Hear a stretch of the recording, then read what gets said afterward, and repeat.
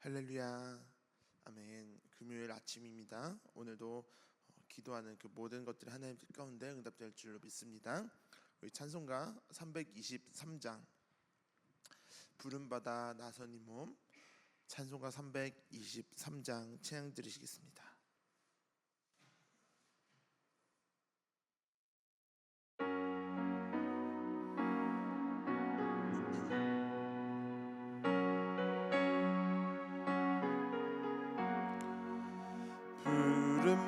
부름받아 나선 이 몸 어디든지 가오리다. 괴로우나 즐거우나 주만 따라가오리니 어느 누가 막으리까. 죽음인들 막으리까. 어느 누가 막으리까. 죽음인들 막으리까. 아골골짝 빈들에도 복음 들고 가오리다. 소돔 같은 거리에도 사랑 안고 찾아가서 종의 몸에 지닌 것도 아낌없이 드리리다. 종의 몸에 지닌 것도 아낌없이 드리리다. 존귀 영광 모든 권세 주님 홀로 받으소서. 멸시천대 십자가는 제가 지고 가오리다. 이름 없이 빛도 없이 감사하며 섬기리다. 이름 없이 빛도 없이 감사하며 섬기리다. 아멘. 오늘 함께 보실 하나님의 말씀 누가복음 22장 47절부터 51절까지의 말씀입니다. 누가복음 22장 47절부터 51절까지의 말씀을 함께 교독하도록 하시겠습니다.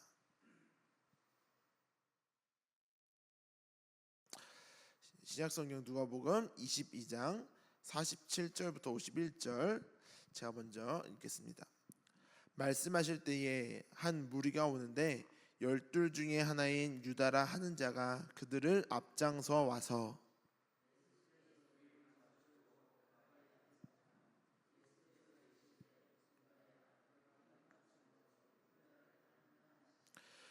그의 주인 사람들이 그 된 일을 보고 여짜오되 주여 우리가 칼로 치리까 하고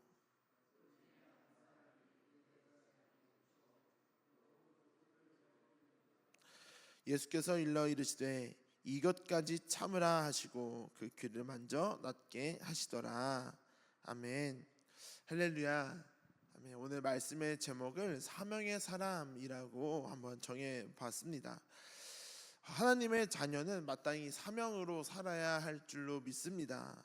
우리는 하나님의 뜻대로 살겠다고 기도하고 또 그렇게 살아가려고 하지만 우리가 살아온 삶을 한번 뒤를 돌아오면 과연 내가 사명으로 살았나, 아니면 사명으로 산다고 말은 하지만 실상은 내가 원하는 대로 살았나 한번 되돌아봐야 할 것 같습니다. 잘 분별해야 되는 것이 사명인지 내 욕심인지 이게 헷갈리게 할 때가 참 많이 있는 것 같습니다. 사명은 때로 귀찮습니다. 사명은 때로 내가 하기 싫은 일일 수도 있습니다. 사명은 내 계획에 없는 일일 수도 있습니다. 그래도 사명은 순종해야 되는 일입니다. 할렐루야. 그 사명으로 사는 사명의 사람 될 수 있기를 주님의 이름으로 축복합니다. 왜냐하면 예수님도 그 사명으로 살아내셨고 살아가셨기 때문입니다. 우리도 하나님의 뜻에 따라 순종하며 사명의 사람으로 살아가야 됩니다. 오늘 말씀 가운데 예수님은 사명을 이루기 위해 순종의 길을 가십니다. 본문 말씀을 한 절씩 살펴보면서 예수님께서 보여주신 이 사명의 모습은 무엇인지 한번 상고하도록 하겠습니다. 47절과 48절 한 번 더 보면 말씀하실 때 한 무리가 오는데 12 중에 하나인 유다라 하는 자가 그들을 앞장서 와서 예수께 입맞추려 가까이 하는지라 예수께서 이르시되 유다야 내가 입맞춤으로 인자를 파느냐 하시니 예수님은 가룟 유다가 자신을 로마 군인들에게 팔 것을 이미 알고 계셨습니다. 이미 알고 계셨어요. 누가복음엔 생략되어 있는데 병행 구절로 기록되어 있는 마태복음 26장 14절부터 이야기를 쭉 보면은 이 이야기가 기록되어 있는데 가룟 유다가 대제사장을 찾아가서 은 30냥으로 이제 예수를 넘길 계획을 하기 시작합니다. 그리고 이제 가룟 유다가 대제사장들에게 너네들이 저녁에 오면 누가 예수인지 모를 수도 있으니 내가 입맞추는 자가 예수다. 그러니 그를 잡아가라 라고 하는 수신호를 정하게 되죠. 이렇게 아무도 모르게 쥐도 새도 모르게 정한 이 이야기들을 예수님은 이미 알고 계셨다라는 거죠. 예수님은 이 모든 것을 다 알고 계셨음에도 불구하고 그 일들을 받아들이시고 순종하셨습니다. 어떻게 아셨을까요? 마태복음 26장 46절 보니까 일어나라 함께 가자 보라 나를 파는 자가 가까이 왔느니라. 이미 다 알고 계셨다는 증거 아니겠습니까? 예수님이 하나님의 아들이라는 증명하는 일이기도 합니다. 하나님은 전지전능하시고 무소부재하시기 때문에 이 모든 일들을 이미 다 알고 계실 수 있습니다. 그 하나님의 아들이신 예수님도 동일한 능력이 있으시다라는 증거죠. 그리고 하나님의 아들이신 예수님만이 우리의 죄를 용서해 주실 능력이 있으시기 때문에 이 모든 것까지도 다 알고 계신다라는 뜻이기도 합니다. 이 예수님이 알면서도 십자가 사명을 감당해야 되는 이유는 그것이 예수님의 사명이셨기 때문입니다. 제자가 배신하는 것도 알았습니다. 십자가 위에서 어떤 수모와 고통을 당해야 되는지도 이미 알고 계셨습니다. 그래서 예수님은 그 사명의 길이 너무 괴로우셨습니다. 그래서 겟세마네 동산에서 기도하실 때 너무 괴로워하시면서 이렇게 기도하셨지 않습니까? 마태복음 26장 39절 보니까 내 아버지여 만일 할만하시거든 이 잔을 내게서 지나가게 하옵소서. 그러나 나의 원대로 마옵시고 아버지의 원대로 하옵소서. 예수님은 앞으로 일어날 모든 일들을 아셨습니다. 아는데 얼마나 고통스러울지 알고 모든 사람들이 다 나를 배신하고 떠날 것도 다 알고 계셨는데 그 알면서도 가야 되는 길이 바로 사명이었다라는 것입니다. 가룟 유다를 볼 때 배신감이 들지 않았을까요? 이미 나를 배신할 것을 알고 계셨는데도 같이 식사를 해야 되고 같이 밤낮 구분 없이 함께 동거동락하면서 지내야 되는데 이 가룟 유다를 볼 때마다 막 이렇게 분노가 치밀어 오르지 않았을까요? 그래도 예수님은 이 모든 것을 인내하셨습니다. 그리고 받아들이셨습니다. 사명이 본인의 사명이었기 때문입니다. 하나님을 믿고 사명의 사람으로 살아가려고 할수록 우리에게 억울한 일이 생길 수도 있습니다. 내가 믿던 사람들에게 배신을 당할 수도 있습니다. 그리고 막심한 손해를 보는 일이 생길지도 모릅니다. 그래도 그것이 하나님이 나에게 맡겨주신 사명의 길이라면 우리는 마땅히 사명의 사람으로 그 일들을 인내하며 감내하며 살아가야 되지 않겠습니까? 쉽지 않은 일이죠. 예수님은 가룟 유다가 그렇게 할 걸 다 알고 받아주셨습니다. 그리고 가룟 유다가 예수님께 입 맞추자 로마 병사들이 몰려와서 예수님을 잡아가죠. 그때 곁에 있던 예수님의 제자 중 한 사람이 칼을 빼들어서 예수님을 지키려고 휘둘렀는데 그 군인들 중 한 사람의 귀가 잘리는 일이 발생합니다. 누가복음에는 어떤 사람이라고 되어 있는데 요한복음을 보니까 구체적으로 나와 있습니다. 요한복음에는 베드로가 말고의 귀를 잘랐다라고 기록하고 있습니다. 베드로가 다혈질이지 않겠습니까? 너무 베드로가 생각해도 억울한 거예요. 아니 예수님이 무슨 죄를 지었다고 잡아가는 거야? 예수님이 왜 제자에게 배신을 당해? 막 화가 나서 나라도 예수님을 지키겠다고, 예수님이 죽는 그 길까지 나도 따라가겠다고 결단을 했던 그 베드로였기 때문에 칼을 빼들고 휘둘렀습니다. 그때 이제 곁에 있던 그 말고의 귀가 잘린 일이 발생하는데 예수님은 손으로 그 말고의 귀를 만져주시면서 다시 낫게 하시고 베드로에게 이렇게 말씀하십니다. 이것까지 참으라. 이것까지 참으라. 아무리 억울한 일이 생겨도 이것까지 참으라. 아무리 막심한 손해가 발생해도 이것까지 참으라. 베드로는 너무 화가 났습니다. 그런데도 예수님 말씀하시는 거예요. 이것까지 참으라. 우리가 사명으로 살아가야 될 때, 사명의 사람으로 마땅히 이 세상을 살아갈 때에 세상의 가치관과 부딪히면서 억울한 일을 당할 때가 너무나도 많습니다. 사기를 당할 때도 있어요. 알면서도 속아줘야 될 때도 있습니다. 나를 속이려고 하는 사람들이 나에게 사기치려고 다가올 때가 있습니다. 그럴 때 화를 내거나 분을 내거나 대적하여 싸우려고 하지 말고 예수님 말씀하시는 거예요. 이것까지 참으라. 예수님만큼 억울하겠습니까? 예수님만큼 손해를 받겠습니까? 예수님만큼 배신 당해 받겠습니까? 예수님만큼 고통스럽겠습니까? 그러나 예수님은 그 모든 것을 이것까지 참으라 하시는 그 마음으로 끝까지 자신의 사명을 감당하셨다라는 것입니다. 심지어 자신을 채찍질하고 옆구리에 창을 찌르는 그 병사들을 위해서도 이렇게 기도했습니다. 주여, 저들이 자신이 하는 일을 알지 못합니다. 저들의 죄를 용서하여 주시옵소서. 어떻게 자신을 죽이려고 하는 그 병사들을 바라보면서도 그들의 죄를 용서해달라고 기도할 수 있겠습니까? 그것은 자신의 사명의 길이 바로 십자가 위에서 모든 죄를 대속하여 죽는 것이 자신의 사명이었기 때문에 가능했던 것이죠. 저는 이 기도가 저를 완전히 뒤집어 놓는 기도였습니다. 이 예수님의 기도가 예수님의 사랑이 저기까지구나 라고 하는 생각이 저를 뒤집어 놓았습니다. 고등학교 때 참 억울한 일을 많이 당했고 제 기준에는 고난이 많이 있었는데 한 가지 사건을 이야기 드리면, 고등학교 때 기독교 동아리가 있어서 그 기독교 동아리에 당연히 들어가서 활동을 열심히 했습니다. 그런데 개구장이 친구들이 그걸 막 방해를 하는 거예요.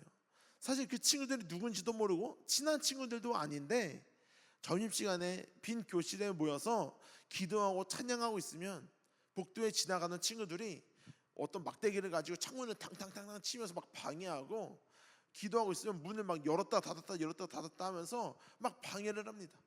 그럼 속에서 무슨 생각 드는지 아십니까? 마귀가 나를 공격하고 있구나, 마귀가 우리를 방해하고 있구나. 막 그 아이들이 막 사탄 마귀처럼 보여요. 막 속에서 막 울분이 막 솟아오릅니다. 그래도 이것까지 참으라 하신 그 예수님의 말씀이 기억나서 인내하고 참고 있는데 더 이해할 수 없는 일들이 일어납니다. 이 밖에 길을 걸어가고 있으면 그 친구들이 우유를 그냥 꽉 차 있는 우유를 3층 위에서 던져서 바닥 맞추려고 막 던집니다. 그럼 바닥에서 우유곽이 팍 터지면 우유가 막 옷에 튀어요. 이러면 진짜 당장이라도 쫓아가서 막 싸우고 싶은데 이때 예수님의 그 기도가 생각나는 거예요. 십자가 위에서 예수님이 하나님, 저들이 자신이 하는 일을 모릅니다. 저들의 죄를 용서하여 주시옵소서. 저는 그때 이 기도를 참 많이 했습니다. 하나님, 저들은 자신이 무슨 짓을 하는지 모릅니다. 자신이 하는 짓이 죄인지도 모릅니다. 하나님, 저들을 용서하여 주시옵소서. 그렇게 참 많이 인내했던 시간들이 있었습니다. 그렇게 이것까지 참으라 하신 말씀을 붙들고 끝까지 참고 인내하다 보니 한 학기 지나고 두 학기 지나다 보니까 그 친구들이 더 이상 그 일들을 하지 않더라고요. 제가 가서 대적하여 싸워서 그걸 해결한 게 아니라 저는 기도만 했습니다. 그랬더니 하나님이 그 인내의 시간을 통해서 그 일들을 해결해 주시더라고요. 저는 스스로 그렇게 생각이 들었습니다. 내가 사명의 길을 가기 위해, 사명의 사람으로 살아가기 위해서 하나님이 나를 연단한 시간이었을지도 모르겠구나, 이런 생각이 들더라고요.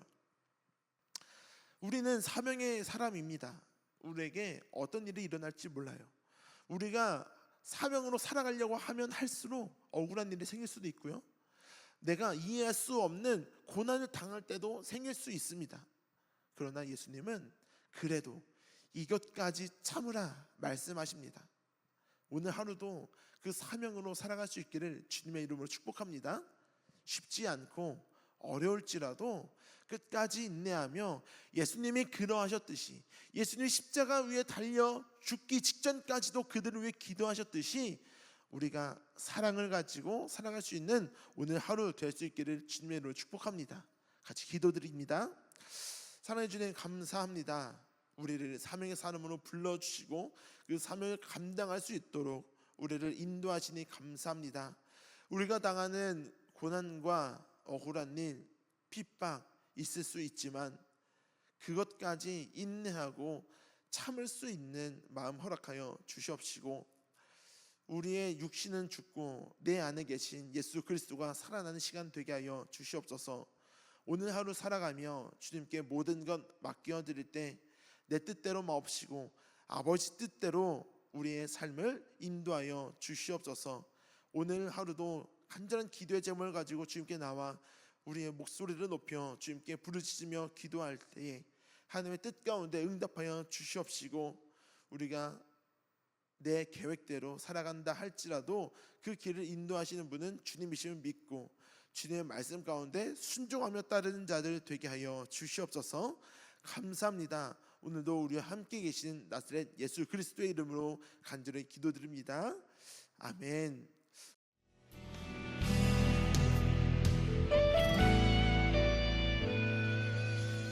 주님 말씀하시면 내가 나가리다. 주님 뜻이 아니면 내가 멈춰서리다. 나의 가고 서는 것 주님 뜻에 있으니 오 주님 나를 이끄소서. 주님 말씀하시면 내가 나가리다. 주님 뜻이 아니면 내가 멈춰서리다. 나의 가고 서는 것 주님 뜻에 있으니 오 주님 나를 이끄소서. 뜻하신 그곳에 나 있기 원합니다. 이끄시는 대로 순종하며 살리니 연약한 내 영혼 통하여 일하소서. 주님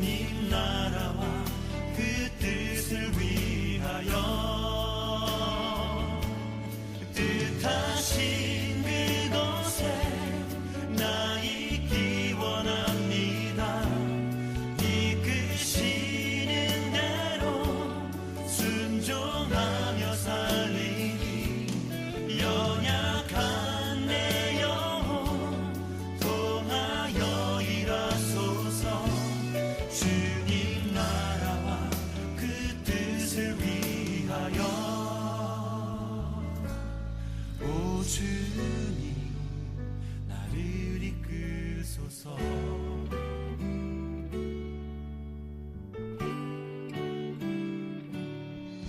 주님 말씀하시면 내가 나아가